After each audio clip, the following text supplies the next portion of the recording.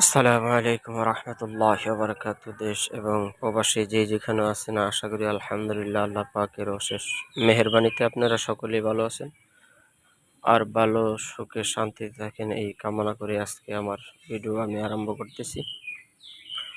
তো আজকে আমি আপনাদেরকে দেখাবো জন্ডিস।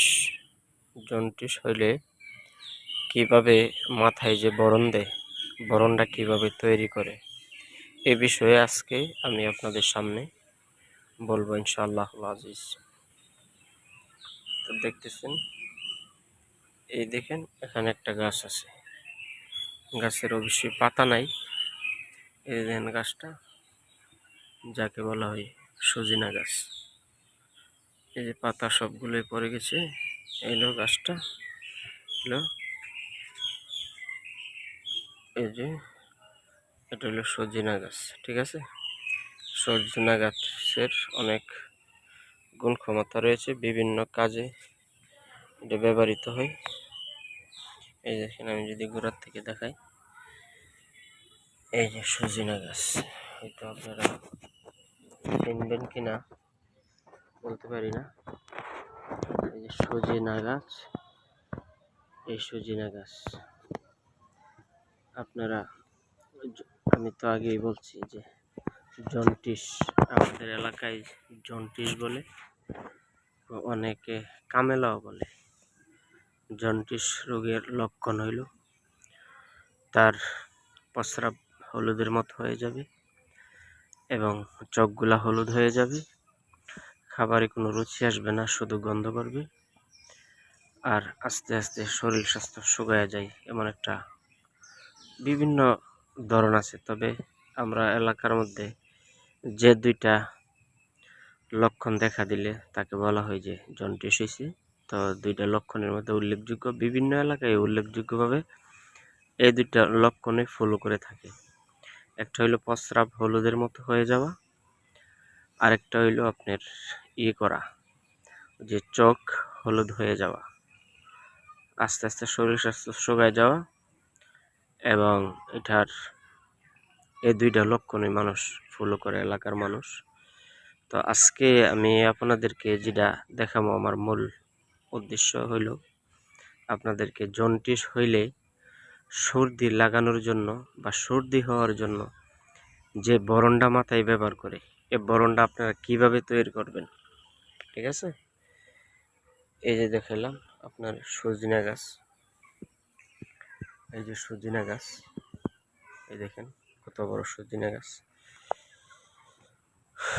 তো আপনারা জন্ডিসের যে বরণটা আপনারা ব্যবহার করবেন, এই যে এভাবে এটার খাল তুলবেন, কাঁচাটা, এই যে কাঁচা যে খালটা আছে, এই যে এই যে এই কাঁচা যে খালটা, এই কাঁচা খাল, কাঁচা খাল না, কিছু পরিমাণ কাঁচা খাল তুলবেন।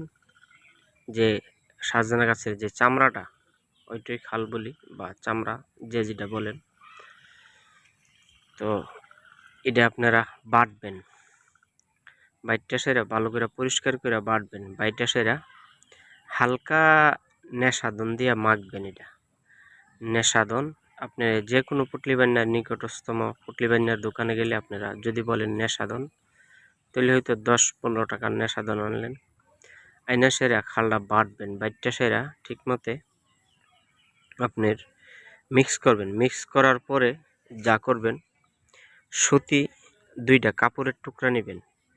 আপনি মাথাটা ধরেন এতটুক পরিমাণ, মাথার তালুটা, এই যে আমি যদি আপনাদেরকে দেখাই, মাথার তালুটা হইল এ পরিমাণ, আপনারা ধরেন এ পরিমাণ একটা গুলি কেটে নেবেন, গুলি কেটে চুলগুলা চাইসা নেবেন। এই যে আমি যে দাগটা দিচ্ছি মাটির মধ্যে, আর দেখেন কিনা আমি যদি একটু কষ্ট করে দেখাই, এ পরিমাণ চুলটা করবেন, এই যে এ পরিমাণ চুলটা কামাইবেন, কামাই সেরা উপরে একটা সুতি তেনা দিবেন। তেনাটা দেওয়ার পরে সুতি একটা কাপড়ের টুকরা দিবেন মাথার তালুটার মধ্যে। সুতি কাপড়ের টুকরাটা দেওয়ার পরে আপনি বরণটা যে বানাইছেন, এই বরণটা এর মধ্যে দিবেন। দেশের উপরে আরেকটা সুতি টানা দিয়ে রাখবেন, হালকা অল্প একটু পানি দিবেন। এইভাবে একদিন বরণ দিলে আপনার 2-3 দিন থাকবে। বরণটা বেশি লেটকা করতে পারবেন না, তো আঠালো আঠালো ভাব হবে। তো এইভাবে আপনারা বরণটা যদি নিয়মিত 10-11 দিন ব্যবহার করতে পারেন, তাহলে অবশ্যই ইনশাল্লাহ জন্ডিসটা আপনার আস্তে আস্তে সেরে যাবে। এটা হলো জন্ডিসের বরণ কিভাবে আপনারা তৈরি করবেন, এই বিষয়টা আমি আজকে আপনাদেরকে বুঝাইলাম।